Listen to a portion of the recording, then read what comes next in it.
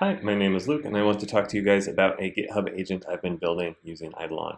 With LLMs, it's pretty easy to just talk with your docs, and hopefully with this GitHub agent, it is super easy to have an LLM talk to your docs. So with that, let's look at what this is looking like. So I hope you'll notice the first thing here is that it's really quite easy to define an agent in Eidolon. Our basic agent really just has a system prompt and some agent references, which are the other agents which it can talk to. You'll notice that we are talking to our repo search agent. What is the repo search agent? This is actually another agent that has our RAG component in it. You'll notice that there's an implementation line on there, which points to the retriever agent. That's because we have lots of different types of agents, and it is a pluggable component like everything else in Eidolon. So you can choose different types. We already had the retriever agent before I started making this demo, but unfortunately we did not have a way to load documents from GitHub.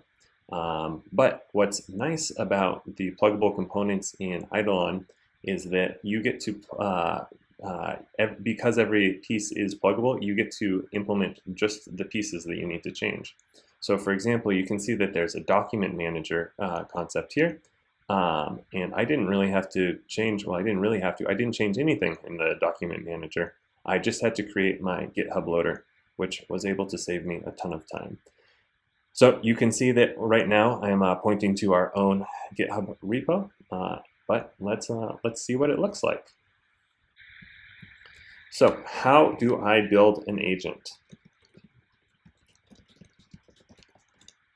Great question. So Eidolon implements streaming natively, which is great. So you can see here that we've gone off to our retriever agent and have done some work for you. But we don't care about that right now. So let's just look at our nice response from Eidolon. Great. Looks like my agent has given us some pretty good instructions.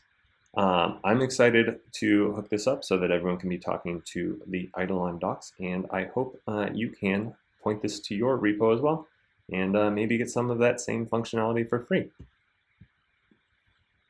So that's what I wanted to show you guys. If you found this interesting, Eidolon is an open source project, and we would love it if you were interested in building anything with it.